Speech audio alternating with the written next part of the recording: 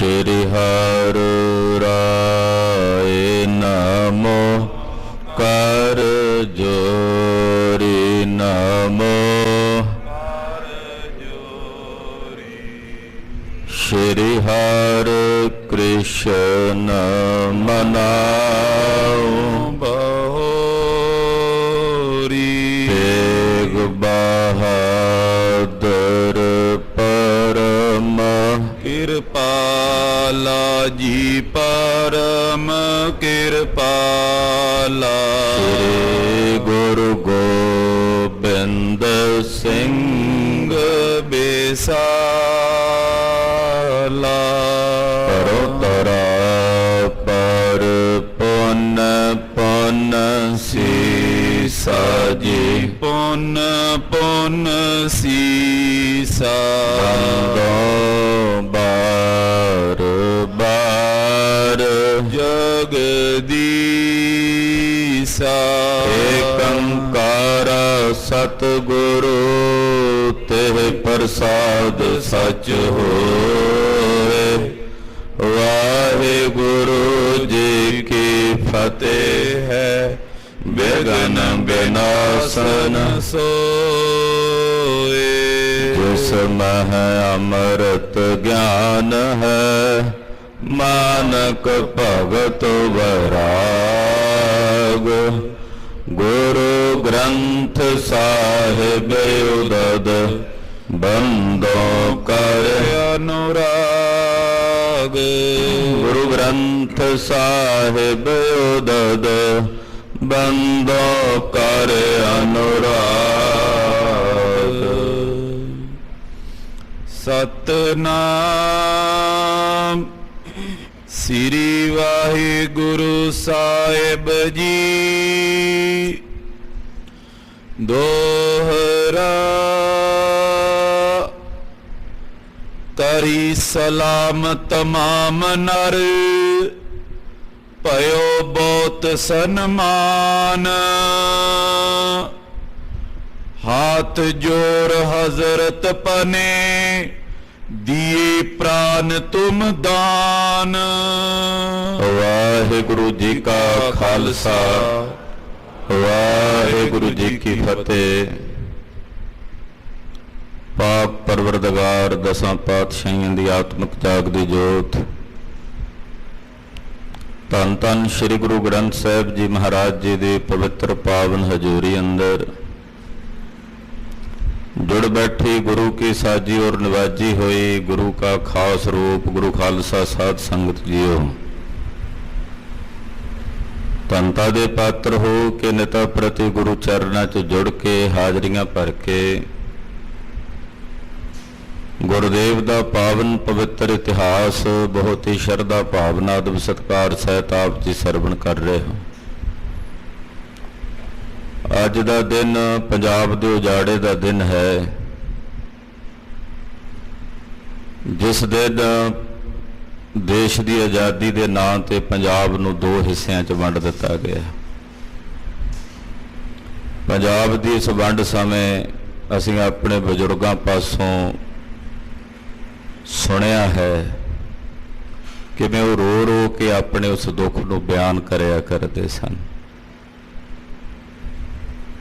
कि उस उजाड़े के दौरान सैकड़े हज़ारां नहीं 10 लाख तो वध पंजाबियों ने अपनियां जानां गवाईयां और मन विच एक भाव सी कि जे असी इस पासे रह गए तो साडी सिक्खी नहीं रहनी। वगदे खूह छड्ड के जमीनां छड्ड के वसदियां हवेलियां छड्ड के कारोबार छड्ड के उथों इस भाव नाल निकले कि पंजाब दे उस खित्ते लहिंदे पंजाब दे खित्ते च जाके साडी सिक्खी बच सकती। पर अज उन्हां दे वारस पतत पुणे पासे लग के उन्हां बजुर्गों वालों काली हुई कालना नूं तिलांजलि दे गए। मैं अनेकां बजुर्ग ऐसे वेखे ने जिहड़े नेत्रां विच नीर भर के रोंदे ने कि जे इन्हां ने आही कुछ करना सी ते असीं अपने वगदे खूह छड्ड के जमीनां छड्ड के क्यों आ गए। इन्हां सिੱਖੀ नहीं सामभी। देश की आज़ादी पंजाब नूं कुर्बानी दे के प्राप्त हुई। पंजाब के खिते के 10 लाख तो वध लोगों ने अपनियां शहीदियां दित्तियां। तो जदों न्याय की बात आवे तो उदों पंजाब के खिते नूं दरकिनार कर दिता जाता है। असीं ये जश्न किवें मना सकते हाँ जदों साडे बजुर्गां ने किन्ना क समा होया, कोई बहुत लंबा समा नहीं, हाले भी वो बजुर्ग शरीर करके जीवित ने बहुत, जिन्हां ने दुख अपने तन ते हंडाया। वो कहंदे असीं ये किवें मनाईए जश्न, असीं तां अपने भरा कतल हुंदे वेखे है, अपनी अखां दे सामने अपने पुत्रां नूं भतीजियां नूं जहर वाला प्रशादा छक के मरदियां वेख्या, तड़फ तड़फ के प्यास नाल कुरलाउंदे हुए वेख्या। क्या कितनी गर्मी है। तड़फदे हुए प्यास दे नाल लोग जदों छप्पड़ां च तलाबां च भज के जांदे पानी पीण ते उन्हां तलाबां च जहर मिला दिता गया। असीं किवें जश्न मनाईए। उन्हां समूह कुर्बानी वाले इहो जिहे सूरमे भी सन जिन्हां आख्या श्री गुरु ग्रंथ साहब जी का स्वरूप ही इत्थों लैके जाना अपने नगरां च, होर नहीं कुछ लैके आए, सतगुरां दे स्वरूप लैके आए। किते सतगुरां दे स्वरूप की इत्थे बेअदबी ना होवे, नरादर ना होवे। कैसे वो जज्बे वाले योधे होणगे। उन्हां सारियां नूं नमस्कार है। 6वें पातशाह का पावन इतिहास धन गुरु हरगोबिंद साहब जी महाराज गरीब नवाज साहब ग्वालियर के किले चो चल के दिल्ली पहुंचे ने। मजनू के टिले ते आके पड़ा कीता है।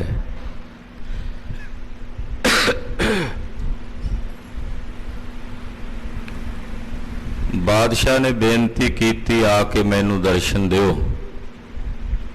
वजीर खान सतगुरां नूं नाल लैके किले च पहुंचया। बादशाह ने बड़े अदब नाल बड़े सत्कार नाल सतगुरु जी नूं सोहणे आसन ते बिठा के नमस्कार कीती है। वार्तालाप हो रही है। आओ मन बिरतियां एकाग्र करके गुरु पातशाह का पवित्र इतिहास सरवण करिए। गुरु पातशाह के चरनां च अपनियां हाजरियां लवाइए। रसना नूं पवित्र करदिआं समूह माई भाई आखो जी सतनाम श्री वाहिगुरु साहिब जी। सतनाम श्री वाहिगुरु साहिब जी। दोहरा करी सलाम तमाम नर पयो बहुत सन्मान। बादशाह दे समेत जिन्ने उहदे एहलकार वजीर सन, मंत्री संतरी सन, सब ने उठ के धन गुरु हरगोबिंद साहब जी नूं सलाम कीती है और सतगुरां दा बहुत ही सन्मान ते सत्कार कीता है। हाथ जोर हजरत पने दिए प्राण तुम दान। हाथ जोड़ के हजरत, हजरत मतलब बादशाह जहांगीर, बेनती करके कहंदा सतगुरु जी आप जी मेरे प्राणा दे दाते हो, तुसां ने कृपा करके मैनू प्राणा दा दान दिता है। चौपाई मम हित दुर्ग बिखे सो प्रवेशे। महाराज आप जी ने मेरे ते इन्ना परोपकार कीता कि मेरे लिए कि मेरा ये शरीर सुखी रवे, ਉਹਦੇ ਲਈ ਆਪ ਜੀ ग्वालियर ਦੇ किले ਵਿੱਚ ਜਾ ਕੇ ਪ੍ਰਵੇਸ਼ ਕੀਤਾ। ਕਰਿਓ ਜਾਪ ਤੈ ਪ੍ਰੇਮ ਵਿਸ਼ੇਸ਼ੇ। ਔਰ ਉੱਥੇ ਜਾ ਕੇ ਆਪ ਜੀ ਨੇ ਭਾਰੀ ਪ੍ਰੇਮ ਸਹਿਤ ਜਾਪ ਕੀਤਾ ਕਿ ਮੇਰੇ ਤੇ ਜਿਹੜੀ ਸਾੜ ਸਤੀ ਆਉਣੀ ਸੀ ਉਹ ਸਾੜ ਸਤੀ ਟਲ ਜਾਵੇ। ਹਮ ਤੇ ਸਭ ਅਯੋਗਤਾ ਪਈ। ਮਹਾਰਾਜ ਮੈਂ ਤੁਹਾਡੀ ਸੇਵਾ ਨਹੀਂ ਕਰ ਸਕਿਆ, ਮੇਰੇ ਕੋਲੋਂ ਬਹੁਤ ਅਯੋਗ ਕੰਮ ਹੋਇਆ ਕਿ ਮੈਂ ਕਿਸੇ ਦੇ ਆਖੇ ਲੱਗ ਕੇ ਤੁਹਾਨੂੰ ਗਵਾਲੀਅਰ ਦੇ ਕਿਲੇ 'ਚ ਨਜ਼ਰਬੰਦ ਕੀਤਾ। ਮੇਰੇ ਕੋਲੋਂ ਇਹ ਬਹੁਤ ਅਯੋਗ ਹੋਇਆ ਕਿ ਮੈਂ ਤੁਹਾਡੀ ਸੇਵਾ ਨਹੀਂ ਕਰ ਸਕਿਆ। ਤਉ ਆਪਨੇ ਕਰੁਣਾ ਕਈ। ਮਹਾਰਾਜ ਮੇਰੇ ਕੋਲੋਂ ਅਯੋਗਤਾ ਹੋਈ ਹੈ, ਮੈਂ ਤੁਹਾਡਾ ਨਿਰਾਦਰ ਕੀਤਾ, ਪਰ ਤੁਸੀਂ ਫਿਰ ਵੀ ਮਹਾਰਾਜ ਮੇਰੇ ਤੇ ਕਰੁਣਾ ਹੀ ਕੀਤੀ ਹੈ, ਤੁਸੀਂ ਫਿਰ ਵੀ ਮੇਰੇ ਤੇ ਆਪਣੀ ਕਿਰਪਾ ਹੀ ਕੀਤੀ ਹੈ। ਨਿਸਮੈ ਤਰਾਸਤ ਜਬ ਮੈਂ ਹੋਵਾਂ। ਮਹਾਰਾਜ ਆਪ ਜੀ ਦੇ ਆਉਣ ਤੋਂ ਪਹਿਲਾਂ ਕੁਝ ਦਿਨ ਪਹਿਲਾਂ ਦਾ ਬਚਨ ਹੈ ਕਿ ਰਾਤ ਨੂੰ ਮੈਂ ਬਹੁਤ ਜ਼ਿਆਦਾ ਡਰ ਜਾਂਦਾ ਸੀ। ਇਹ ਵੀ ਨਹੀਂ ਕਿ ਸੁਪਨਾ ਵੇਖਦਾ ਸੀ, ਅੱਖਾਂ ਖੁੱਲੀਆਂ ਹੁੰਦੀਆਂ ਮੈਂ ਬਹੁਤ ਜ਼ਿਆਦਾ ਤਰਸਤ ਹੋ ਜਾਂਦਾ ਸੀ, ਡਰ ਜਾਂਦਾ ਸੀ। ਦੋਏ ਦਿਸ਼ ਦਾਰੁਨ ਸ਼ੇਰਨ ਜੋਵੋ। ਮੇਰੇ ਸੱਜੇ ਤੇ ਖੱਬੇ ਪਲੰਗੇ ਤੇ ਦੋ ਭਿਆਨਕ ਸ਼ੇਰ ਮੈਨੂੰ ਨਜ਼ਰ ਆਉਂਦੇ ਸਨ। ਤਬ ਮੈਂ ਸਿਮਰਨ ਕਰੋ ਤੁਮਾਰਾ। ਉਹ ਸ਼ੇਰ ਆ ਕੇ ਮੇਰੀ ਛਾਤੀ ਤੇ ਪੈਰ ਧਰ ਲੈਂਦੇ ਸਨ ਤੇ ਮਹਾਰਾਜ ਮੈਂ ਉਹਨਾਂ ਨੂੰ ਹਟਾ ਨਹੀਂ ਸੀ ਸਕਦਾ, ਬਥੇਰਾ ਰੋਲਾ ਪਾਉਣਾ ਪਰ ਉਹਨਾਂ ਪਾਸੇ ਨਾ ਹਟਣਾ। ਉਸ ਵਕਤ ਮਹਾਰਾਜ ਧੰਨ ਗੁਰੂ ਹਰਗੋਬਿੰਦ ਸਾਹਿਬ ਮੈਂ ਆਪ ਜੀ ਦੇ ਸਿਮਰਨ ਵਿੱਚ ਜੁੜ ਜਾਣਾ, ਤੁਹਾਨੂੰ ਯਾਦ ਕਰਨਾ। ਹਾਜ਼ਰ ਆਨ ਦਿਓ ਦੀਦਾਰਾ। ਤੁਸੀਂ ਆਪ ਹਾਜ਼ਰ ਹੋ ਕੇ ਆਉਂਦੇ, ਆਪਣੇ ਦੀਦਾਰ ਬਖਸ਼ਦੇ, ਆਪਣੇ ਹੱਥ ਦਾ ਰੁਮਾਲ ਉਹਨਾਂ ਸ਼ੇਰਾਂ ਵੱਲ ਕਰਦੇ, ਉਹ ਮੈਨੂੰ ਛੱਡ ਕੇ ਦੂਰ ਚਲੇ ਜਾਂਦੇ ਸਨ। ਮਮ ਇਤਜਾਪ ਕਰਤੇ ਬੈਸੇ। ਇਹ ਮਹਾਰਾਜ ਮੇਰੇ ਮਨ 'ਚ ਸਿਮਰਨ ਹੁੰਦਾ ਸੀ ਕਿ ਆਪ ਜੀ ਮੇਰੇ ਲਈ ਉੱਥੇ ਜਾਪ ਕਰ ਰਹੇ ਹੋ ਗਵਾਲੀਅਰ ਦੇ ਕਿਲੇ ਵਿੱਚ। ਤਿਨ ਪ੍ਰਤਾਪ ਤੇ ਦੁੱਖ ਨੇ ਕੈਸੇ। ਇਹ ਤੁਹਾਡੇ ਸੇ ਪ੍ਰਤਾਪ ਕਰਕੇ, ਤੁਹਾਡੇ ਉਸ ਸਿਮਰਨ ਦੇ ਪ੍ਰਤਾਪ ਕਰਕੇ, ਜਾਪ ਦੇ ਪ੍ਰਤਾਪ ਕਰਕੇ ਮੈਨੂੰ ਇੱਥੇ ਕਿਸੇ ਪ੍ਰਕਾਰ ਦਾ ਦੁੱਖ ਨਹੀਂ ਵਿਆਪਿਆ। ਇਮ ਮਨ ਜਾਨ ਤਰੋ ਮੈਂ ਧੀਰ। ਇਹ ਤਾਂ ਆਪਣੇ ਮਨ 'ਚ ਜਾਣ ਕੇ ਮੈਂ ਧੀਰਜ ਰੱਖਦਾ ਸੀ ਕਿ ਛੇਵੇਂ ਪਾਤਸ਼ਾਹ ਮੇਰੇ ਲਈ ਉੱਥੇ ਬੈਠੇ ਜਾਪ ਕਰਦੇ ਨੇ, ਮੇਰਾ ਨਹੀਂ ਕੁਝ ਵਿਗੜਦਾ, ਮੇਰਾ ਵਾਲ ਨਹੀਂ ਕੋਈ ਵਿੰਗਾ ਹੁੰਦਾ। ਰਚਕ ਆਪ ਪਈ ਗੁਰ ਪੀਰ। ਆਪ ਗੁਰੂ ਪੀਰ ਜੀ ਮੇਰੀ ਰੱਖਿਆ ਕਰਨ ਵਾਸਤੇ ਆਏ ਨੇ, ਉਹ ਆਪ ਹੀ ਮੇਰੀ ਰੱਖਿਆ ਕਰ ਰਹੇ ਨੇ, ਇਹੋ ਜੀ ਮੇਰੇ ਅੰਦਰ ਭਾਵਨਾ ਸੀ। ਸ਼੍ਰੀ ਹਰਗੋਬਿੰਦ ਸੁਨ ਕਰ ਕਹਿਓ। ਜਦੋਂ ਬਾਦਸ਼ਾਹ ਜਹਾਂਗੀਰ ਨੇ ਇਉਂ ਬੇਨਤੀ ਕੀਤੀ, ਸੁਣ ਕੇ ਧੰਨ ਗੁਰੂ ਹਰਗੋਬਿੰਦ ਸਾਹਿਬ ਜੀ ਮਹਾਰਾਜ ਜੀ ਬੋਲੇ, ਕਹਿਣ ਲੱਗੇ ਗੁਰ ਘਰ ਮੈਂ ਨਿਸ਼ਚਾ ਜਿਨ ਲਈਓ। ਕਹਿਣ ਲੱਗੇ ਬਾਦਸ਼ਾਹ ਗੁਰੂ ਨਾਨਕ ਸਾਹਿਬ ਦਾ ਘਰ ਬੜਾ ਵੱਡਾ ਘਰ ਹੈ, ਇਹ ਦਿਆਲੂ ਘਰ ਹੈ, ਤੇ ਸਤਿਗੁਰੂ ਗੁਰੂ ਨਾਨਕ ਸਾਹਿਬ ਦੇ ਘਰ ਉੱਤੇ ਜਿਨ੍ਹਾਂ ਨੇ ਆਪਣੇ ਮਨ 'ਚ ਪਰਪੱਕ ਨਿਸ਼ਚਾ ਧਾਰਨ ਕੀਤਾ ਹੈ, ਸ਼ਰਦਾ ਤਰੀ ਸ਼ਰਨ ਕੋ ਆਏ। ਮਨ 'ਚ ਨਿਸ਼ਚਾ ਧਾਰ ਕੇ ਸ਼ਰਧਾ ਰੱਖ ਕੇ ਜਿਹੜੇ ਸਤਿਗੁਰੂ ਗੁਰੂ ਨਾਨਕ ਸਾਹਿਬ ਦੇ ਘਰ ਵਿੱਚ ਸ਼ਰਨ 'ਚ ਚੱਲ ਕੇ ਆਉਂਦੇ ਹਨ। ਸ੍ਰੀ ਨਾਨਕ ਵੈ ਕਿਉਂ ਨ ਸਹਾਏ। ਭਲਾ ਦਸ ਬਾਦਸ਼ਾਹ ਗੁਰੂ ਨਾਨਕ ਸਾਹਿਬ ਉਹਦੀ ਸਹਾਇਤਾ ਕਿਉਂ ਨਾ ਕਰਨਗੇ ਜਿਹੜਾ ਗੁਰੂ ਨਾਨਕ ਸਾਹਿਬ ਦੀ ਸ਼ਰਨ ਆਏਗਾ। ਯਾਨੀ ਕਿ ਜਿਹੜਾ ਸ਼ਰਨ ਆਵੇਗਾ, ਗੁਰੂ ਨਾਨਕ ਸਾਹਿਬ ਦੇ ਘਰ ਦੀ ਇਹ ਵਡਿਆਈ ਹੈ ਕਿ ਸ਼ਰਨ ਆਏ ਨੂੰ ਸਤਿਗੁਰੂ ਜੀ ਰੱਖਦੇ ਹਨ। ਸਤਿਗੁਰ ਘਰ ਸੋ ਮੇਲ ਜੋ ਆਏ। ਇਹਨਾਂ ਦਾ ਸਤਿਗੁਰੂ ਜੀ ਦੇ ਘਰ ਦੇ ਨਾਲ ਮਿਲਾਪ ਹੈ ਨਾ ਬਾਦਸ਼ਾਹ, ਜਿਹੜੇ ਸਤਿਗੁਰਾਂ ਦੇ ਘਰ ਨਾਲ ਮੇਲ ਰੱਖਦੇ ਹਨ। ਵੱਡੀ ਤੁਮਾਰੀ ਰਾਖਤ ਰਹੇ। ਉਹਨਾਂ ਤੇ ਗੁਰੂ ਦੀ ਕਿਰਪਾ ਵਰਤਦੀ ਹੈ। ਵੇਖ ਤੇਰੇ ਜਿਹੜੇ ਵਡੇਰੇ ਸਨ, ਚਾਹੇ ਉਹ ਬਾਬਰ ਸੀ, ਹਮਾਯੂ ਸੀ, ਅਕਬਰ ਸੀ, ਤੇਰੇ ਜਿਹੜੇ ਵਡੇਰੇ ਸਨ ਇਹ ਵੀ ਗੁਰੂ ਨਾਨਕ ਸਾਹਿਬ ਸੱਚੇ ਪਾਤਸ਼ਾਹ ਜੀ ਮਹਾਰਾਜ ਜੀ ਦੇ ਘਰ ਤੇ ਨਿਸ਼ਚਾ ਰੱਖਦੇ ਰਹੇ ਹੈ, ਮਹਾਰਾਜ ਜੀ ਦੇ ਘਰ ਦੀ ਵਡਿਆਈ ਰੱਖਦੇ ਰਹੇ, ਆਪਣੇ ਹਿਰਦੇ 'ਚ ਮੇਲ ਮਿਲਾਪ ਰੱਖਦੇ ਰਹੇ ਹੈ, ਉਹਨਾਂ ਤੇ ਗੁਰੂ ਨਾਨਕ ਸਾਹਿਬ ਦੀ ਕਿਰਪਾ ਵਰਤਦੀ ਰਹੀ ਹੈ। ਕਰ ਪ੍ਰਸੰਨ ਬਰਲੀਤ ਪਲੀਰੇ। ਤੇਰੇ ਵਡੇਰਿਆਂ ਨੇ ਗੁਰੂ ਨਾਨਕ ਸਾਹਿਬ ਦੇ ਘਰ 'ਚ ਆ ਕੇ ਸਤਿਗੁਰਾਂ ਨੂੰ ਰਿਝਾਇਆ, ਉਹਨਾਂ ਨੂੰ ਪ੍ਰਸੰਨ ਕਰਕੇ ਉਹਨਾਂ ਕੋਲੋਂ ਵਰ ਲਏ ਹਨ। ਗੁਰ ਬਰਤੇ ਸੁਖ ਲਈ ਕਨੇਰੇ। ਸਤਿਗੁਰੂ ਜੀ ਦੇ ਬਖਸ਼ਿਸ਼ ਕੀਤੇ ਵਰਾਂ ਨਾਲ ਤੇਰੇ ਵਡੇਰਿਆਂ ਨੇ ਸੁਖ ਲਿਆ, ਚਾਹੇ ਬਾਬਰ ਸੀ, ਚਾਹੇ ਹਮਾਯੂ ਸੀ, ਅਕਬਰ ਸੀ, ਇਹਨਾਂ ਸਾਰਿਆਂ ਨੇ ਗੁਰੂ ਘਰੋਂ ਵਰ ਪ੍ਰਾਪਤ ਕੀਤੇ ਤੇ ਵਰ ਤੇ ਬਖਸ਼ਿਸ਼ਾਂ ਪ੍ਰਾਪਤ ਕਰਕੇ ਇਹਨਾਂ ਨੇ ਸੁਖ ਮਾਣਿਆ ਹੈ। ਜਥਾ ਮੁਕਰ ਨਿਰਮਲਿਅਤ ਹੋਵੇ। ਬਾਦਸ਼ਾਹ ਇਹ ਗੱਲ ਧਿਆਨ ਨਾਲ ਗੌਰ ਨਾਲ ਸੁਣੀ।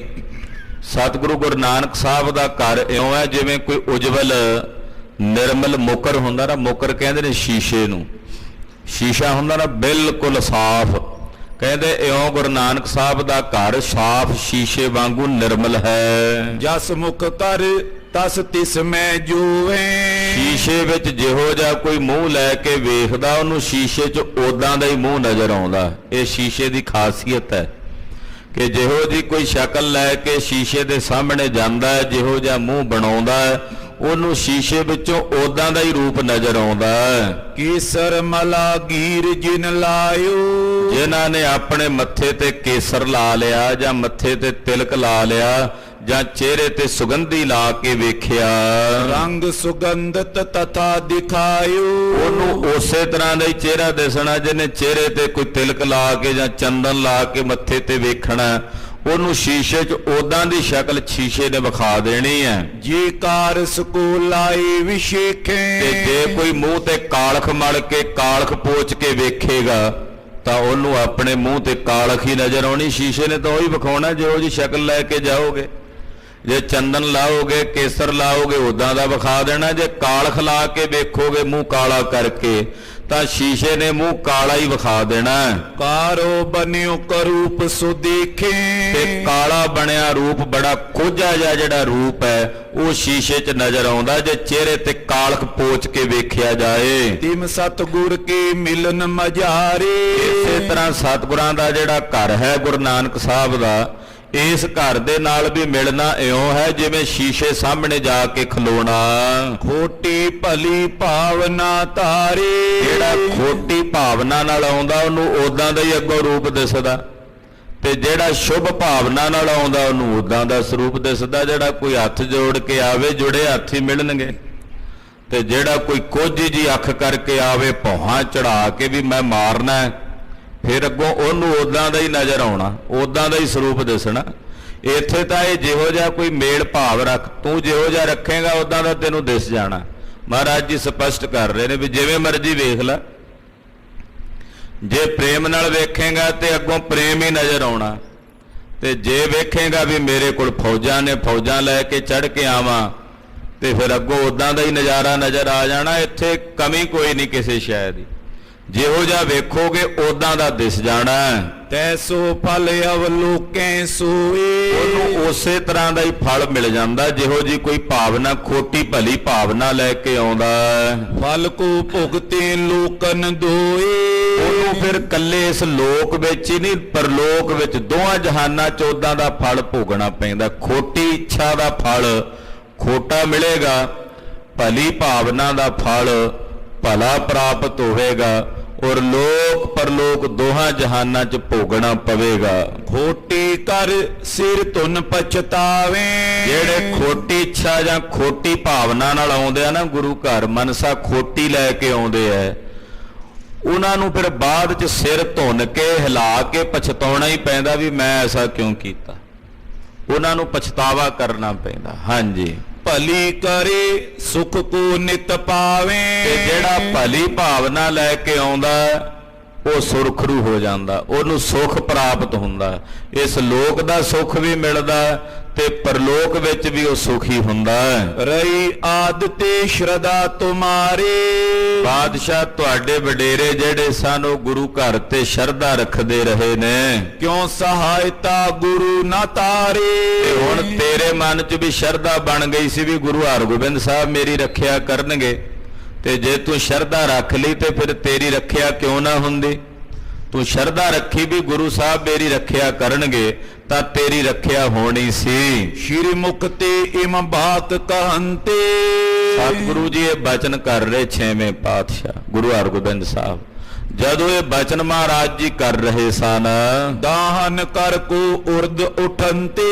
ਤੇ ਬਚਨ ਕਰਦਿਆਂ ਮਹਾਰਾਜ ਸੱਜਾ ਹੱਥ ਏਦਾਂ ਉੱਤੇ ਨੂੰ ਕਰਦੇ। ਛੇਵੇਂ ਪਾਤਸ਼ਾਹ ਗੱਲਾਂ ਕਰਦੇ ਬਚਨ ਕਰਦੇ ਸੱਜਾ ਹੱਥ ਉੱਪਰ ਨੂੰ ਕਰਦੇ। ਬਾਦਸ਼ਾਹ ਦਾ ਮਨ ਖਿੱਚਣਾ ਸੀ ਆਪਣੇ ਵੱਲ, ਖੇਡ ਰਚ ਰਹੇ ਨੇ, ਨਿਯੰਤਾ ਨੇ ਨਾ।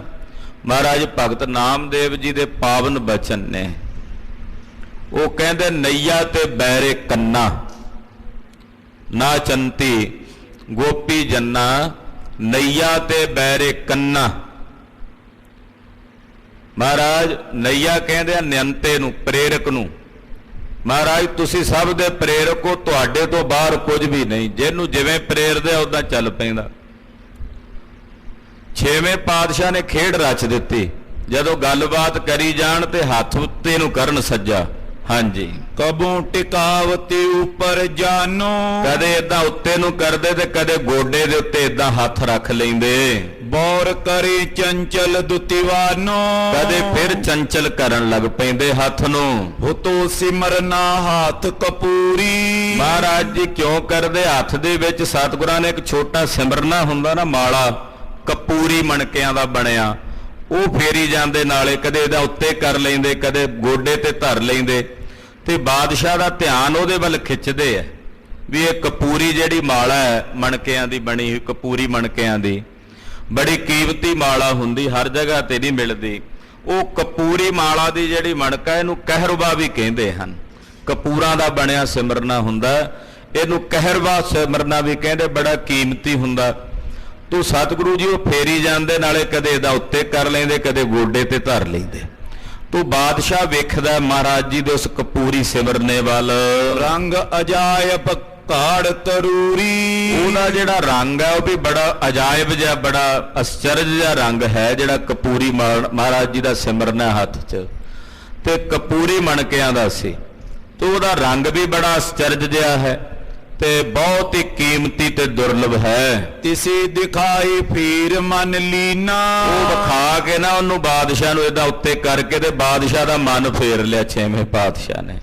ਉਹਦਾ ਮਨ ਉਸ ਸਿਮਰਨੇ ਵਾਲੇ ਪਾਸੇ ਨੂੰ ਖਿੱਚ ਲਿਆ। ਦੇਖਤ ਬੋਲਿਓ ਸ਼ਾਹ ਪ੍ਰਬੀਨਾ।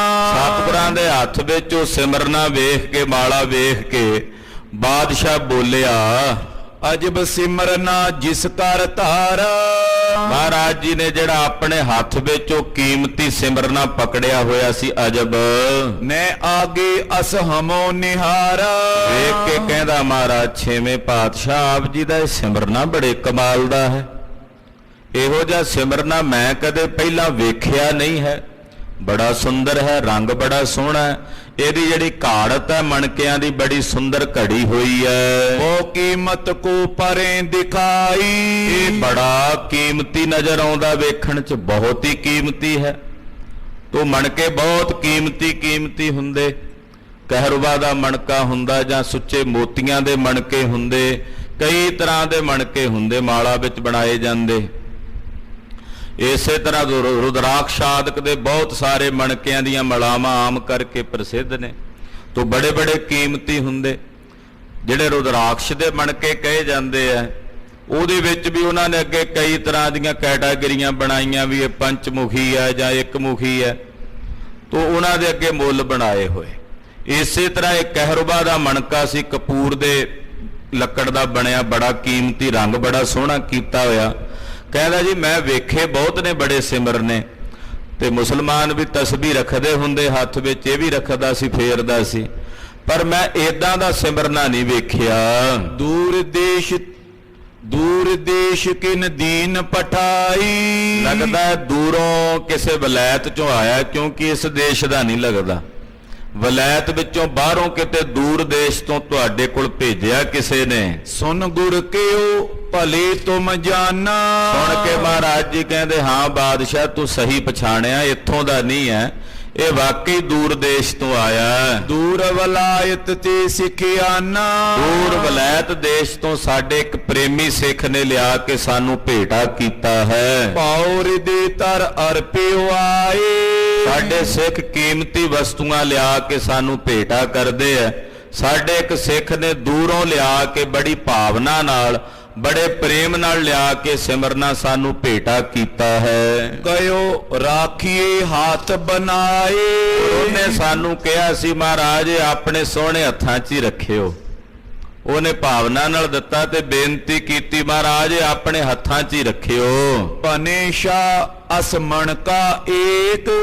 ਬਾਦਸ਼ਾਹ ਅੱਗੋਂ ਬੋਲਿਆ, ਕਹਿਣ ਲੱਗਾ ਮਹਾਰਾਜ ਜੀ ਜਿਹੜਾ ਇਹ ਸਿਮਰਨਾ ਤੁਹਾਡਾ ਬੜਾ ਕੀਮਤੀ ਹੈ, ਵੀ ਜੇ ਏਦਾਂ ਦਾ ਕੋਈ ਮਣਕਾ ਇੱਕ ਮਾਲਾ ਦਾ ਕੋਈ ਇੱਕ ਮਣਕਾ ਮੋਕੋ ਦੀਜੇ ਜਲਦ ਬਬੀਕ। ਮਹਾਰਾਜ ਉਹ ਕਿਰਪਾ ਕਰਕੇ ਮੈਨੂੰ ਬਖਸ਼ ਦਿਓ, ਜੇ ਇਹਦੇ ਚੋਂ ਦੇਣਾ ਤਾਂ, ਜੇ ਪਿਆ ਹੋਇਆ ਤੁਹਾਡੇ ਕੋਲ ਕੋਈ ਹੋਰ ਤਾਂ ਇੱਕ ਮਣਕਾ ਮਹਾਰਾਜ ਜੀ ਮੈਨੂੰ ਇਹਦੀ ਇਸ ਮਾਲਾ ਵਰਗਾ ਜਿਹੜੇ ਇਹਦੇ ਚ ਮੋਤੀ ਪਾਏ ਆ ਇਹਦਾ ਇੱਕ ਮਣਕਾ ਮੈਨੂੰ ਬਖਸ਼ੋ। ਤਸਬੀ ਉਪਰ ਕਰੋ ਇਮਾਮ। ਉਹਨੂੰ ਮੈਂ ਆਪਣੀ ਮਾਲਾ ਦੇ ਉੱਤੇ ਇਮਾਮ ਬਣਾਵਾਂਗਾ। ਇਮਾਮ ਆਪਾਂ ਮੇਰੂ ਕਹਿ ਦਿੰਦੇ ਆ, ਮੁਸਲਮਾਨ ਇਮਾਮ ਕਹਿੰਦੇ ਆ। ਮੇਰੂ ਮਣਕਾ ਹੁੰਦਾ ਨਾ ਜਿਹੜਾ ਮਾਲਾ ਦੇ ਉੱਪਰ ਸਿਖਰ ਦੇ ਉੱਤੇ ਇੱਕ ਵੱਖਰਾ, ਉਹਨੂੰ ਮੇਰੂ ਮਣਕਾ ਕਹਿੰਦੇ ਆ। ਮੇਰੂ ਮਤਲਬ ਜਿਹੜਾ ਸਭ ਤੋਂ ਉੱਪਰ ਹੋਵੇ, ਉਹਨੂੰ ਮੇਰੂ ਮਣਕਾ ਕਹਿੰਦੇ। ਕਹਿਣ ਲੱਗਾ ਜੀ ਜੇ ਤੁਸੀਂ ਇਹਦੇ ਵਿੱਚੋਂ ਜਾਂ ਇਦਾਂ ਦਾ ਕੋਈ ਮੋਤੀ ਆਪ ਜੀ ਕੋਲ ਪਿਆ ਹੋਵੇ ਮਣਕਾ, ਉਹ ਮੈਨੂੰ ਦੇ ਦਿਓ, ਮੈਂ ਆਪਣੀ ਮਾਲਾ ਉੱਤੇ ਮੇਰੂ ਬਣਾ ਕੇ ਪਾਵਾਂਗਾ ਉਹਨੂੰ। ਬਾਕੀ ਜਿਹੜੇ ਮਣਕੇ ਨੇ ਉਹਦੇ ਥੱਲੇ ਰੱਖਾਂਗਾ, ਤੁਹਾਡਾ ਬਖਸ਼ਿਆ ਮਣਕਾ ਉਹ ਉੱਪਰ ਰੱਖਾਂਗਾ ਮੇਰੂ ਬਣਾ ਕੇ। ਤਰੇ ਰਹੇ ਮਣਕੇ ਜੋ ਤਮਾਮ। ਬਾਕੀ ਜਿਹੜੇ ਮਣਕੇ ਨੇ ਉਹਦੇ ਥੱਲੇ ਰਹਿਣਗੇ, ਜਿਹੜਾ ਤੁਸੀਂ ਬਖਸ਼ੋਗੇ ਉਹਨੂੰ ਉੱਪਰ ਰੱਖਾਂਗਾ। ਬੋ ਮੋਲੀ ਮੈਂ ਬੀਨ ਮੰਗਾਏ। ਮਹਾਰਾਜ ਮੈਂ ਹੋਰ ਵੀ ਬੜੇ ਮਣਕੇ ਮੰਗਾ ਕੇ ਰੱਖੇ ਨੇ, ਮੈਂ ਮਾਲਾ ਬਣਾ ਰਿਹਾ। ਬੜੇ ਕੀਮਤੀ ਮਣਕੇ ਬਹੁਤ ਦੇਸ਼ਾਂ ਵਿਦੇਸ਼ਾਂ ਚੋਂ ਮੰਗਾਏ ਐ, ਤੇ ਮਹਾਰਾਜ ਜੇ ਇੱਕ ਤੁਸੀਂ ਬਖਸ਼ ਦਿਓਗੇ ਉਹਨੂੰ ਮੈਂ ਉੱਤੇ ਰੱਖ ਦਿਆਂਗਾ ਮੇਰੂ, ਬਾਕੀ ਜਿੰਨੇ ਨੇ ਉਹ ਥੱਲੇ ਰੱਖ ਦਿਆਂਗਾ। ਦੂਰ ਦੂਰ ਤੇ ਸੁੰਦਰ ਲਿਆਏ। ਮਹਾਰਾਜ ਬੜੇ ਬੜੇ ਵਧੀਆ ਬੜੇ ਕੀਮਤੀ ਮਣਕੇ ਦੂਰੋਂ ਦਰੇਡਿਓਂ ਮੇਰੇ ਕੋਲੋਂ ਚੁਣ ਕੇ ਲਿਆਂਦੇ ਗਏ ਨੇ। ਤੁਮ ਤੇ ਮਣਕਾ ਲੇਵੋ ਜੋਏ। ਪਰ ਮਹਾਰਾਜ ਉਹ ਮਣਕੇ ਮੈਂ ਕੀਮਤੀ ਨਹੀਂ ਸਮਝਦਾ, ਜਿਹੜਾ ਮਣਕਾ ਤੁਸੀਂ ਬਖਸ਼ੋਗੇ ਉਹ ਮੇਰੇ ਲਈ ਬੜਾ ਬੇਸ਼ਕੀਮਤੀ ਹੋਵੇਗਾ। ਮਹਾਰਾਜ ਤੁਹਾਡੇ ਤੋਂ ਜੇ ਮੈਨੂੰ ਮਣਕਾ ਮਿਲ ਜਾਏ, ਤਿਸ ਮੈਂ ਗੁਣ ਅਵਲੋਕੋਂ ਦੋਏ। ਉਹਦੇ ਚ ਦੋ ਗੁਣ ਮੈਂ ਵੇਖਾਂਗਾ ਵੱਡੇ। ਕਿਹੜੇ ਕਿਹੜੇ ਦੱਸਦਾ? ਜਬ ਹੀਰੋ ਮੈਂ ਨੈਣ ਉਗਾਰੀ। ਮੈਂ ਅੱਖਾਂ ਮੀਚ ਕੇ ਧਮਾਲਾ ਫੇਰਦਾ ਹੁੰਨਾ। ਮਹਾਰਾਜ ਜਦੋਂ ਮੈਂ ਅੱਖਾਂ ਖੋਲ ਕੇ ਮਾਲਾ ਨੂੰ ਵੇਖਿਆ ਕਰਾਂਗਾ, ਤੁਮੇ ਚਿਤਾਰੋਂ ਹਿਰਦੇ ਮਝਾਰੀ। ਤੇ ਤੁਹਾਡਾ ਬਖਸ਼ਿਆ ਮਣਕਾ ਮੈਨੂੰ ਉੱਤੇ ਦਿਸੇਗਾ ਮਾਲਾ ਤੇ ਵੱਖਰਾ ਮੇਰੂ, ਤੇ ਉਹਨੂੰ ਵੇਖ ਕੇ ਮਹਾਰਾਜ ਤੁਸੀਂ ਮੈਨੂੰ ਯਾਦ ਆਇਆ ਕਰੋਗੇ, ਤੇ ਮੈਂ ਤੁਹਾਨੂੰ ਆਪਣੇ ਚਿੱਤ 'ਚ ਚੇਤੇ ਕਰਿਆ ਕਰਾਂਗਾ। ਦੂਜੀ ਤਰਾਸ ਨਹੀਂ ਮੈਂ ਪਾਵਾਂ। ਦੂਜਾ ਲਾਭ ਮੈਨੂੰ ਇਹ ਹੋਵੇਗਾ ਕਿ ਮੈਨੂੰ ਡਰ ਨਹੀਂ ਲੱਗਣ ਲੱਗਾ ਕੋਈ, ਜਦੋਂ ਤੁਹਾਡੇ ਹੱਥ ਦਾ ਬਖਸ਼ਿਆ ਮਣਕਾ ਹੋਵੇਗਾ ਮੇਰੇ ਕੋਲ, ਤੇ ਮੈਨੂੰ ਕੋਈ ਡਰ ਨਹੀਂ ਵਿਆਪੇਗਾ, ਭੈ ਨਹੀਂ ਵਿਆਪੇਗਾ।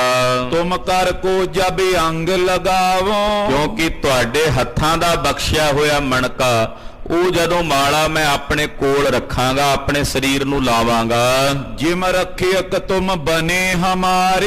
ਮੈਂ ਇਹ ਸਮਝਾਂਗਾ ਵੀ ਤੁਸੀਂ ਮੇਰੇ ਅੰਗ ਸੰਗ ਹੋ, ਮੇਰੀ ਰੱਖਿਆ ਜਿਵੇਂ ਹੁਣ ਤਾਈਂ ਕੀਤੀ ਅੱਗੇ ਨੂੰ ਵੀ ਰੱਖੋਗੇ। ਤਿਮ ਕੀਜੇ ਅਬ ਤੇ ਪ੍ਰਤ ਪਾਰੇ। ਮਹਾਰਾਜ ਉਸੇ ਤਰ੍ਹਾਂ ਮੇਰੀ ਪਾਲਣਾ ਕਰੋਗੇ। ਦਰਅਸਲ ਬਾਦਸ਼ਾਹ ਬੁੱਢਾ ਹੋ ਚੁੱਕਾ ਸੀ ਜਹਾਂਗੀਰ, ਸਰੀਰ ਇਹਦਾ ਠੀਕ ਨਹੀਂ ਸੀ ਰਹਿੰਦਾ। ਇਹਦੇ ਮਨ 'ਚ ਇਹ ਸੀ ਵੀ ਸਤਿਗੁਰੂ ਜੀ ਕਿਰਪਾ ਰੱਖਣ ਤੇ ਮੇਰਾ ਸਰੀਰ ਠੀਕ ਠਾਕ ਰਵੇ। ਲੋਕਾਂ ਦੀ ਹੁੰਦੀ ਹੈ ਇੱਛਾ, ਜੇ ਸਰੀਰ ਨੂੰ ਖੇਚਲਾ ਹੋਵੇ ਕਿ ਮੇਰਾ ਸਰੀਰ ਠੀਕ ਠਾਕ ਰਵੇ, ਉਹਨੂੰ ਹੋਰ ਆਲੇ ਦੁਆਲੇ ਦੀ ਕੋਈ ਇੱਛਾ ਨਹੀਂ ਹੁੰਦੀ। ਉਹ ਇਹ ਕਹਿੰਦਾ ਵਾ ਸਰੀਰ ਭਲਾ ਤੇ ਸਾਰਾ ਕੁਝ ਭਲਾ ਹੋ ਜਾਏ। ਤੋ ਬਾਦਸ਼ਾਹ ਦੇ ਮਨ 'ਚ ਖੁਆਇਸ਼ ਰਹਿੰਦੀ ਸੀ, ਤਦੇ ਵਹਿਮੀ ਹੋ ਜਾਂਦਾ ਸੀ। ਚੰਦੂ ਵਰਗੇ ਇਹੋ ਜਿਹੀਆਂ ਗੱਲਾਂ ਦਾ ਫਾਇਦਾ ਉਠਾਉਂਦੇ, ਬਾਦਸ਼ਾਹ ਤੇਰੇ ਤੇ ਸਾੜ ਸੱਤੀ ਚੱਲਦੀ ਹੈ, ਤੇਰੇ ਤੇ ਆਹ ਕੁਝ ਚੱਲਦਾ, ਇਹ ਵਹਿਮ ਕਰ ਲੈਂਦਾ ਸੀ। ਹੁਣ ਇਹਨੂੰ ਪਤਾ ਲੱਗਾ ਵੀ ਸਤਿਗੁਰੂ ਸੱਚੇ ਪਾਤਸ਼ਾਹ ਵੱਡੇ ਨੇ, ਅਜ਼ਮਤਾਂ ਦੇ ਮਾਲਕ ਨੇ। ਕਹਿੰਦਾ ਜੀ ਤੁਸੀਂ ਜਦੋਂ ਬਖਸ਼ੋਗੇ ਮਣਕਾ, ਤੇ ਉਹਦੇ 'ਚ ਮੇਰੇ ਲਈ ਇਹ ਮੈਨੂੰ ਭਾਵਨਾ ਹੋਵੇਗੀ ਵੀ ਤੁਸੀਂ ਮੇਰੀ ਪਾਲਣਾ ਕਰੋਗੇ। ਹੁਣ ਤਾਈਂ ਜਿਵੇਂ ਰੱਖਿਆ ਅੱਗੇ ਵੀ ਰੱਖੋਗੇ। ਸ਼੍ਰੀ ਗੁਰ ਕਹਿਓ ਸਿਮਰਨਾ ਸਾਰੂ। ਮਹਾਰਾਜ ਛੇਵੇਂ ਪਾਤਸ਼ਾਹ ਕਹਿੰਦੇ ਬਾਦਸ਼ਾਹ ਆ ਜਿਹੜਾ ਸਾਡਾ ਸਿਮਰਨਾ ਹੈ ਕਪੂਰੀ, ਇਹ ਸਾਰਾ ਹੀ ਸਿਮਰਨਾ। ਹਮ ਤੇ ਲਿਓ ਆਪਣੇ ਕਰ ਧਾਰੂ। ਇਹ ਸਾਰਾ ਹੀ ਲੈ ਕੇ ਰੱਖ ਲੈ, ਆਪਣੇ ਹੱਥ 'ਚ ਪਾ ਲੈ, ਕੱਲਾ ਮਣਕਾ ਕੀ ਕਰਨਾ। ਮਹਾਰਾਜ ਕਹਿੰਦੇ ਸਾਰਾ ਹੀ ਲੈ ਲੈ ਤੂੰ, ਤੈਨੂੰ ਸਾਰਾ ਹੀ ਬਖਸ਼ ਦਿੰਨੇ ਆ। ਸ਼੍ਰੀ ਨਾਨਕ ਸਦਾ ਸਹਾਏ। ਤੇ ਜੇ ਤੂੰ ਗੁਰੂ ਘਰ ਤੇ ਸ਼ਰਧਾ ਰੱਖੇਗਾ ਬਾਦਸ਼ਾਹ, ਤੇ ਗੁਰੂ ਨਾਨਕ ਸਾਹਿਬ ਸਦਾ ਹੀ ਤੇਰੀ ਸਹਾਇਤਾ ਕਰਨਗੇ, ਸਦਾ ਹੀ ਤੇਰੀ ਮਦਦ ਕਰਨਗੇ। ਹਾਂਜੀ, ਨਾਮ ਲਿਏ ਗਨ ਮਿਟੇ ਬਲਾਏ। ਕਿਉਂਕਿ ਗੁਰੂ ਨਾਨਕ ਸਾਹਿਬ ਦਾ ਤਾਂ ਨਾਂ ਲਿਆ ਹੀ ਬਲਾਵਾਂ ਮਿਟ ਜਾਂਦੀਆਂ। ਜਦੋਂ ਕੋਈ ਰਸਨਾ ਤੋਂ ਕਹਿੰਦਾ ਨਾ ਧੰਨ ਗੁਰੂ ਨਾਨਕ ਦੇਵ ਸਾਹਿਬ ਜੀ, ਤਾਂ ਨਾਂ ਲੈਂਦੀਆਂ ਸਾਰੀਆਂ ਬਲਾਵਾਂ ਮਿਟ ਜਾਂਦੀਆਂ ਨੇ। ਸਤਿਗੁਰ ਸ਼ਰਧਾ ਜੀ ਉਰ ਤਾਰੇ, ਜਿਹੜੇ ਆਪਣੇ ਹਿਰਦੇ 'ਚ ਸਤਿਗੁਰਾਂ ਦੇ ਘਰ ਪ੍ਰਤੀ ਸ਼ਰਧਾ ਰੱਖਦੇ ਐ, ਤੇ ਜੇ ਬਾਦਸ਼ਾਹ ਤੇਰੇ ਮਨ ਵਿੱਚ ਵੀ ਸ਼ਰਧਾ ਹੈ, ਪੁਨ ਕੋ ਸਕੈ ਤਰਾਸ ਕੋ ਕਰੇ, ਉਹਨੂੰ ਕੋਈ ਡਰ ਵਿਆਪਦਾ ਹੀ ਨਹੀਂ ਹੈ। ਜਿਹਨੂੰ ਗੁਰੂ ਤੇ ਸ਼ਰਧਾ ਬਣ ਗਈ, ਸਤਿਗੁਰਾਂ ਤੇ ਸ਼ਰਧਾ ਬਣ ਗਈ, ਉਹਨੂੰ ਫਿਰ ਕੋਈ ਭੈ ਕੋਈ ਡਰ ਨਹੀਂ ਵਿਆਪਦਾ। ਹਜ਼ਰਤ ਹੱਥ ਜੋਰ ਕਰ ਕਹੇ, ਬਾਦਸ਼ਾਹ ਨੇ ਜਦੋਂ ਗੁਰਦੇਵ ਜੀ ਦੇ ਬਚਨ ਸੁਣੇ ਤੇ ਬੋਲਿਆ, ਹੱਥ ਜੋੜ ਕੇ ਕਹਿਣ ਲੱਗਾ, ਕੀ ਤੋ ਤੁਮੇ ਮੁਬਾਰਕ ਰਹੇ। ਕਹਿੰਦਾ ਨਹੀਂ ਮਹਾਰਾਜ, ਮੈਂ ਤੁਹਾਡੇ ਹੱਥੋਂ ਥੋੜੀ ਲਾਣਾ ਇਹ ਸਿਮਰਨ, ਇਹ ਤਾਂ ਆਪ ਜੀ ਨੂੰ ਮੁਬਾਰਕ ਹੈ, ਆਪ ਜੀ ਦੇ ਹੱਥਾਂ 'ਚ ਫੜਿਆ ਸੋਹਣਾ ਲੱਗਦਾ, ਇਹ ਮੈਂ ਨਹੀਂ ਲੈਣਾ। ਹੋਈ ਸਿਮਰਨੇ ਤੇ ਅਧਿਕਾਏ, ਮਹਾਰਾਜ ਇਹ ਜਿਹੜਾ ਸਿਮਰਨਾ ਆਪ ਜੀ ਨੇ ਫੜਿਆ, ਇਹਦੇ ਤੋਂ ਕੋਈ ਵੱਧ ਮੋਤੀ ਆਪ ਜੀ ਕੋਲ ਪਿਆ ਹੋਵੇਗਾ, ਕੋਈ ਇੱਕ ਅੱਧਾ ਮਣਕਾ ਦੋ ਮਣਕੇ, ਇਹਦੇ ਤੋਂ ਵਧੇ ਹੋਏ ਤੁਹਾਡੇ ਖਜ਼ਾਨੇ 'ਚ ਹੋਣਗੇ। ਲਿਓ ਸੋ ਤਸਬੀ ਬਿਖੇ ਮਿਲਾਏ, ਉਹ ਦੇ ਦਿਓ, ਮੈਂ ਆਪਣੀ ਮਾਲਾ 'ਚ ਮੇਰੂ ਬਣਾ ਲਾਂਗਾ, ਪਰ ਤੁਹਾਡੇ ਹੱਥੋਂ ਥੋੜੀ ਲਵਾਣਾ ਮਹਾਰਾਜ। ਇਹਦੇ ਨਾਲ ਦਾ ਕੋਈ ਮਣਕਾ ਜਾਂ ਹੋਰ ਵੀ ਕੋਈ ਮਾਲਾ ਹੋਵੇ ਤੁਹਾਡੀ ਪਈ ਹੋਈ, ਉਹਦਾ ਕੋਈ ਮਣਕਾ ਹੋਵੇ ਤੇ ਮਹਾਰਾਜ ਉਹ ਆਪ ਜੀ ਮੈਨੂੰ ਦੇ ਦਿਓ। ਕਿਰਪਾ ਠਾਨ ਖੋ ਜੋ ਨਿਜ ਕੋਸ਼, ਮਹਾਰਾਜ ਆਪਣੇ ਖਜ਼ਾਨੇ 'ਚ ਆਪ ਜੀ ਭਾਲ ਕਰਾਓ, ਆਪਣੇ ਸੇਵਾਦਾਰਾਂ ਨੂੰ ਕੋ ਕੋਈ ਨਾ ਕੋਈ ਮਣਕਾ ਮਿਲ ਹੀ ਜਾਏਗਾ, ਕੋਈ ਪਿਆ ਹੋਵੇਗਾ ਵਾਧੂ। ਨਿਕਸੈ ਤੈ ਸੋ ਦਿਓ ਅਦੋਸ਼, ਜਿਹੜਾ ਤੁਹਾਡੇ ਖਜ਼ਾਨੇ 'ਚ ਕੋਈ ਏਦਾਂ ਦਾ ਮਣਕਾ ਲੱਭ ਜਾਏ, ਉਹ ਆਪ ਜੀ ਕਿਰਪਾ ਕਰਕੇ ਮੈਨੂੰ ਬਖਸ਼ ਦਿਓ, ਮੈਂ ਸਿਰ ਮੱਥੇ ਪ੍ਰਵਾਨ ਕਰਾਂਗਾ। ਨਿਸ਼ਚੇ ਬਨੇ ਲੀਨ ਮੁਝ ਮਨ ਕਾ, ਮਹਾਰਾਜ ਮੇਰੇ ਮਨ 'ਚ ਇਹੀ ਨਿਸ਼ਚਾ ਵੀ ਮੈਂ ਲੈਣਾ ਜ਼ਰੂਰ ਹੈ ਮਣਕਾ, ਮੈਂ ਆਪਣੀ ਮਾਲਾ ਦਾ ਮੇਰੂ ਬਣਾਉਣਾ, ਤੁਹਾਡਾ ਬਖਸ਼ਿਆ ਹੋਇਆ ਮਣਕਾ ਲੈ ਕੇ। ਸਿਮਰੇ ਭਲਾ ਹੋਏ ਤਨ ਮਨ ਕਾ, ਜਦੋਂ ਮੈਂ ਉਸ ਮਾਲਾ ਨਾਲ ਸਿਮਰਨ ਕਰਿਆ ਕਰਾਂਗਾ, ਤੁਹਾਨੂੰ ਯਾਦ ਕਰਿਆ ਕਰਾਂਗਾ, ਤੇ ਮੇਰੇ ਤਨ ਤੇ ਮਨ ਦਾ ਭਲਾ ਹੋਵੇਗਾ, ਮੇਰਾ ਤਨ ਵੀ ਸੁਖੀ ਰਹੇਗਾ ਤੇ ਮਨ ਵੀ ਸੁਖੀ ਰਹੇਗਾ। ਸੁਨ ਸਤਿਗੁਰ ਤਬ ਜ਼ਿਕਰ ਚਲਾਇਓ, ਸੁਣ ਕੇ ਸਤਿਗੁਰੂ ਜੀ ਨੇ ਫਿਰ ਜ਼ਿਕਰ ਚਲਾਇਆ। ਧੰਨ ਗੁਰੂ ਹਰਗੋਬਿੰਦ ਸਾਹਿਬ ਸਾਰੀ ਖੇਡ ਆਪ ਹੀ ਰਚੀ ਹੈ, ਸਾਰੀਆਂ ਵਿਧਾਂ ਆਪ ਹੀ ਬਣਾਉਂਦੇ ਆ। ਖਾਲਸਾ ਜੀ ਸਤਿਗੁਰੂ ਐਸੇ ਸਰਬ ਕਲਾ ਸਮਰੱਥ ਨੇ ਵੀ ਬੰਦਾ ਕਹੇ ਨਾ ਵੀ ਆਹ ਕੰਮ ਹੋ ਨਹੀਂ ਸਕਦਾ, ਇਹ ਨਹੀਂ ਹੋ ਸਕਦਾ। ਬੰਦਾ ਕੀ ਦੁਨੀਆ ਦਾ ਤਾਕਤਵਰ ਤੋਂ ਤਾਕਤਵਰ, ਬਲਵਾਨ ਤੋਂ ਬਲਵਾਨ ਬੰਦਾ, ਜਿਹਦੇ ਕੋਲ ਸਮਾਜਿਕ ਤੌਰ ਤੇ ਆਰਥਿਕ ਤੌਰ ਤੇ ਸਰਵ ਪ੍ਰਕਾਰ ਨਾਲ ਸਸ਼ਕਤ ਹੋਵੇ, ਸ਼ਕਤੀਵਾਨ ਹੋਵੇ, ਉਹ ਕਹਿ ਰਹੀ ਇਹ ਹੋ ਨਹੀਂ ਸਕਦਾ ਕੰਮ। ਉਹਨੂੰ ਕਰਨ ਵਾਸਤੇ ਸਤਿਗੁਰੂ ਜੀ ਇੱਕ ਅੱਖ ਦੇ ਫੋਰ 'ਚ ਵਿਧੀ ਬਣਾ ਦਿੰਦੇ ਤੇ ਹੋ ਜਾਂਦਾ ਹੈ। ਸਰਬ ਕਲਾ ਸਮਰੱਥ ਨੇ। ਕੋਈ ਕਹਿਣਾ ਅਸੰਭਵ ਹੈ, ਇਹ ਹੋ ਨਹੀਂ ਸਕਦਾ। ਸਤਿਗੁਰੂ ਲੋਕਾਂ ਬੜੀਆਂ ਗੱਲਾਂ ਕੀਤੀਆਂ ਸੀ, ਉਹਨਾਂ ਆਖਿਆ ਵੇਖੋ ਬੱਚਿਆਂ ਵਾਲੀਆਂ ਗੱਲਾਂ ਕਰਦੇ ਗੁਰੂ ਹਰਗੋਬਿੰਦ ਸਾਹਿਬ, ਹਲੇ 11 ਵਰਿਆਂ ਦੇ ਨੇ ਤਖਤ ਤੇ ਬੈਠੇ ਤੇ ਕਹਿੰਦੇ ਚੰਦੂ ਨੂੰ ਮਾਰਨਾ, ਚੰਦੂ ਨੂੰ ਨਕੇਲ ਪਾਉਣੀ ਹੈ, ਚੰਦੂ ਦੀਆਂ ਮੁਸ਼ਕਾਂ ਬੰਨਣੀਆਂ ਨੇ, ਉਹਦੇ ਸਿਰ ਦੇ ਵਿੱਚ ਸਾਡੇ ਸਿੱਖਾਂ ਕੋਲੋਂ ਜੁੱਤੀਆਂ ਪਵਾਉਣੀਆਂ ਨੇ। ਲੋਕ ਕਹਿੰਦੇ ਐਡਾ ਵੱਡਾ ਬਾਦਸ਼ਾਹ, ਉਹਦਾ ਐਡਾ ਵੱਡਾ ਦੀਵਾਨ, ਉਹਨੂੰ ਫੜਨਾ ਕੋਈ ਏਦਾਂ ਸੌਖਾ ਕੰਮ ਹੈ, ਇਹਦਾ ਹੋ ਹੀ ਨਹੀਂ ਸਕਦਾ। ਪਰ ਮੇਰੇ ਸਤਿਗੁਰੂ ਜਦੋਂ ਵਿਧੀ ਬਣਾਉਂਦੇ ਤੇ ਅੱਖ ਦੇ ਫੋਰ 'ਚ ਹੀ ਬਣਾ ਲੈਂਦੇ, ਉਹ ਮਾਲਾ ਦਾ ਬਹਾਨਾ ਹੀ ਬਣਾ ਲਿਆ। ਤੇ ਸਤਿਗੁਰੂ ਜੀ ਹੁਣ ਜ਼ਿਕਰ ਛੇੜਿਆ, ਬੋਲੇ ਜੀ ਚੰਦੂ ਦੀਵਾਨ ਜੋ ਤੁਮੇ ਬਧਾਇਓ।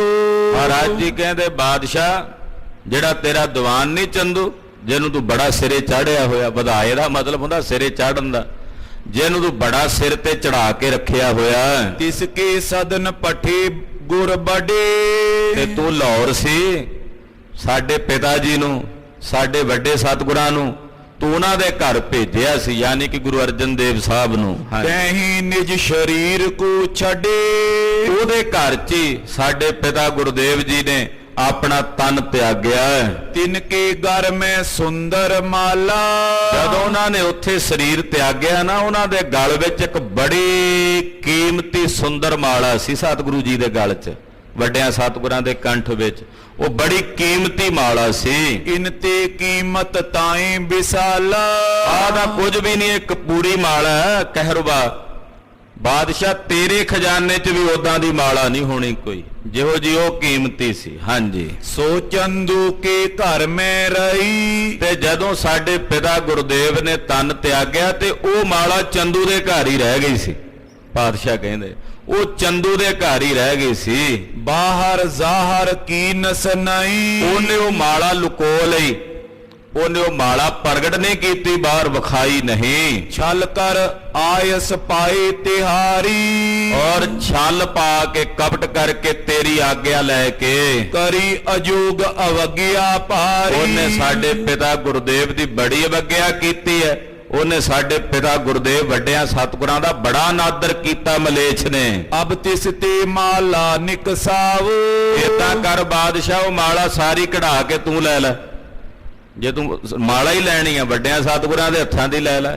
ਉਹ ਚੰਦੂ ਦੇ ਘਰ ਪਈ ਤੇ ਉਹ ਮਾਲਾ ਬੜੀ ਕੀਮਤੀ ਆ, ਉਹਦੇ ਘਰੋਂ ਮੰਗਵਾ ਲੈ। ਕਹਿ ਦੋ ਮਨ ਕਾ ਏਕ ਅਨਾਵ, ਜੇ ਸਾਰੀ ਨਹੀਂ ਲੈਣੀ ਤੇ ਇੱਕੋ ਮਣਕਾ ਮੰਗਾ ਲੈ, ਉਹਦੇ ਚੋਂ ਵੀ ਇੱਕੋ ਹੀ ਮਿਲ ਜਾਏ। ਤੁਮ ਟਿਗਨੈ ਸੁਧ ਪਹੁੰਚਨ ਦੀਨ, ਵੇਖੋ ਉਹਨੇ ਤੇਰੇ ਤਾਈਂ ਖਬਰ ਹੀ ਨਹੀਂ ਪਹੁੰਚਣ ਦਿੱਤੀ ਚੰਦੂ ਨੇ।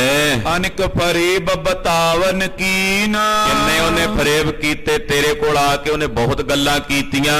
ਸਮਝਿਓ ਸ਼ਾਹ ਸਕਲ ਪਿਵ ਪਾਏ, ਬਾਦਸ਼ਾਹ ਸਮਝ ਗਿਆ ਵੀ ਸਤਿਗੁਰੂ ਜੀ ਕਿੱਥੇ ਬੋਲਦੇ ਆ, ਹੁਣ ਸਮਝ ਗਿਆ, ਸਾਰਾ ਭੇਦ ਉਹਨੂੰ ਪਤਾ ਲੱਗ ਗਿਆ। ਚੰਦੂ ਖੁਟਾਈ ਕਹਿਤ ਸੁਨਾਏ, ਇਹ ਸਤਿਗੁਰੂ ਜੀ ਬਚਨ ਕਰਕੇ ਚੰਦੂ ਦੀ ਖੋਟਾਈ ਦੱਸ ਰਹੇ ਨੇ ਵੀ ਤੇਰੇ ਦੀਵਾਨ ਨੇ ਆ ਕਰਤੂਤ ਕੀਤੀ ਹੈ, ਉਹਨੇ ਖੋਟਾ ਕਰਮ ਕੀਤਾ। ਬੜੇ ਗੁਰਨ ਕੀ ਕੀਨਸ ਚਾਰੀ, ਉਸੇ ਨੇ ਵੱਡੇ ਸਤਿਗੁਰਾਂ ਦੀ ਆ ਕੇ ਮੇਰੇ ਕੋਲ ਚੁਗਲੀ ਕੀਤੀ ਸੀ। ਰਾਖੇ ਚੋਰ ਦੇਸ਼ ਮੈਂ ਚਾਰੀ, ਕਹਿੰਦਾ ਗੁਰੂ ਜੀ ਚੰਦੂ ਨੇ ਬੜਾ ਮਾੜਾ ਕੰਮ ਕੀਤਾ, ਉਹਨੇ ਮੇਰੇ ਵੀ ਕੰਨ ਭਰੇ ਸਨ। ਉਹਨੇ ਮੈਨੂੰ ਆ ਕੇ ਕਿਹਾ ਜੀ ਗੁਰੂ ਅਰਜਨ ਸਾਹਿਬ ਆਪਣੇ ਕੋਲ ਚੋਰਾਂ ਨੂੰ ਰੱਖਦੇ ਹਨ। ਮੈਂ ਸੁਨ ਕਰੇ ਹਕਾਰਨ ਜਬੇ, ਮੈਂ ਸੁਣ ਕੇ ਫਿਰ ਉਹਨਾਂ ਨੂੰ ਲਾਹੌਰ ਸੱਦਿਆ ਸੀ। ਆਏ ਦਰਸ ਗੁਰ ਦੀਨਸ ਤਬੇ, ਉਹਨਾਂ ਨੇ ਆ ਕੇ ਮੈਨੂੰ ਆਪਣੇ ਦਰਸ਼ਨ ਦਿੱਤੇ ਸਨ।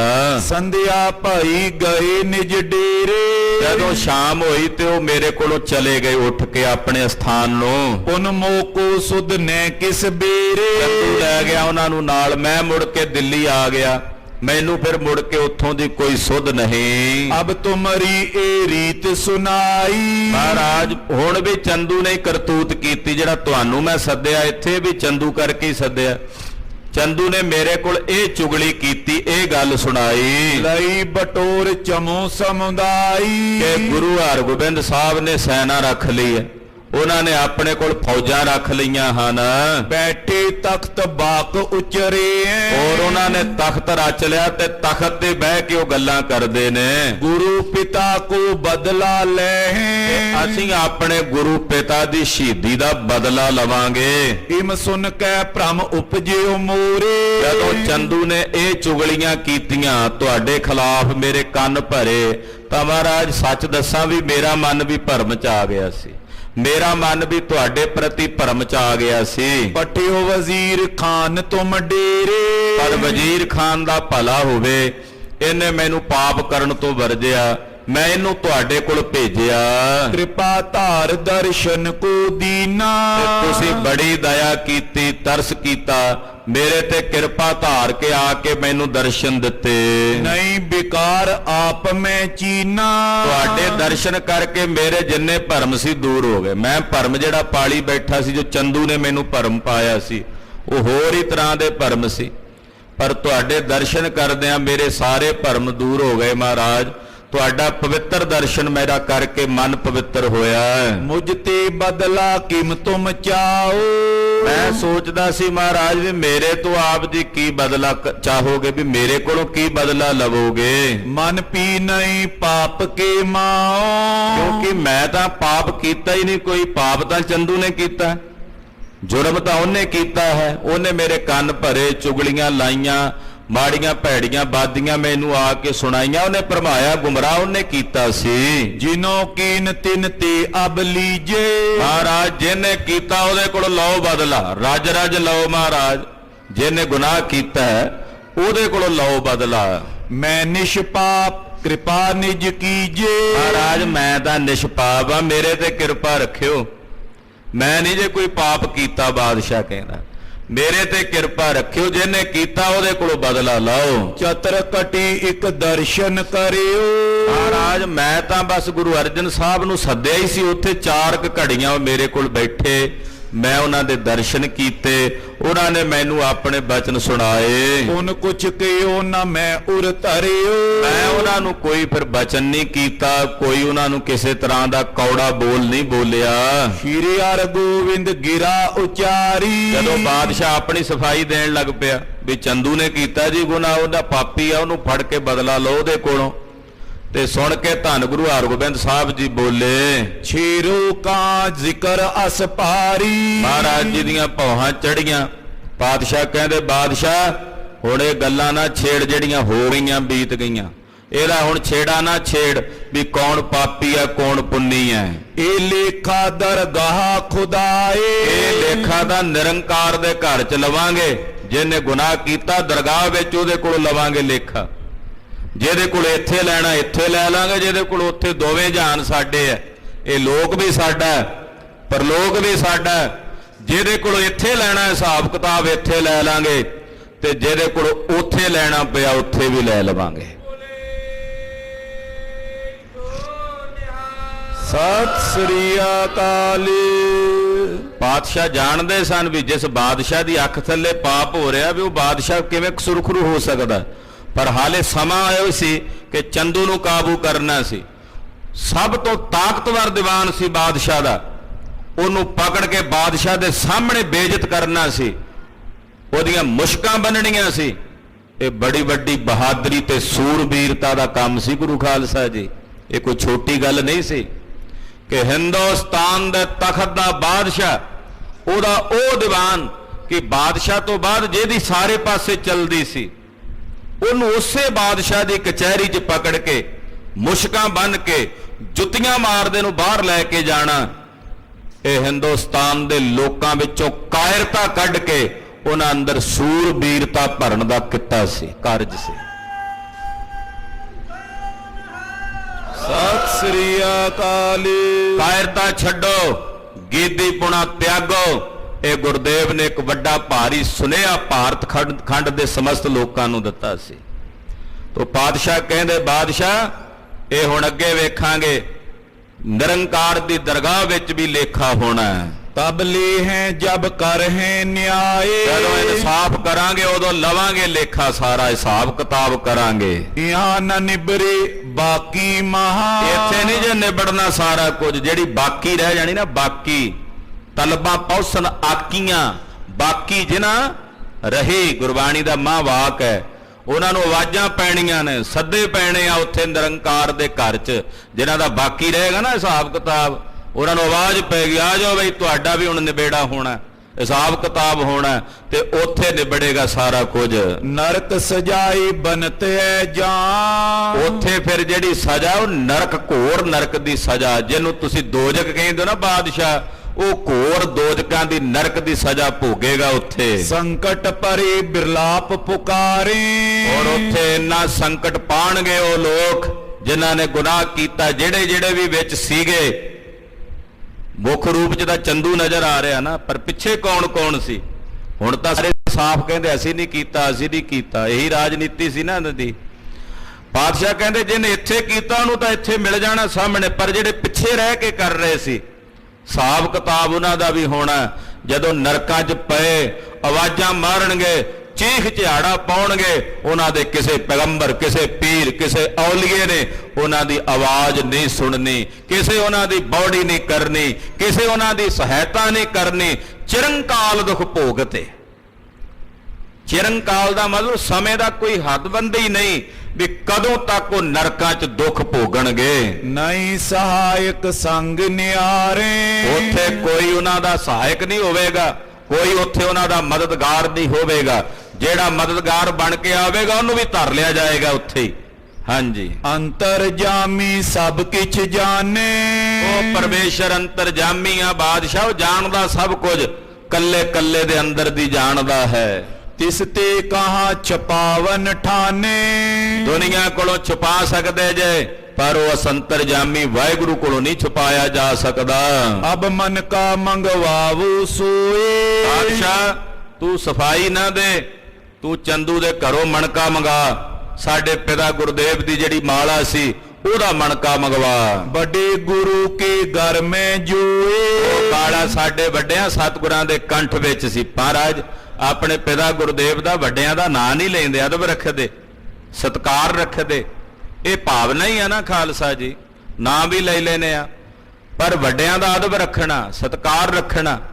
ਸਾਡੇ ਵੱਡਿਆਂ ਸਤਿਗੁਰਾਂ ਦਾ ਨਾਂ ਨਹੀਂ ਲਿਆ, ਸਾਡੇ ਵੱਡਿਆਂ ਦਾ, ਉਹਨਾਂ ਦੇ ਕੰਠ ਦੀ ਮਾਲਾ।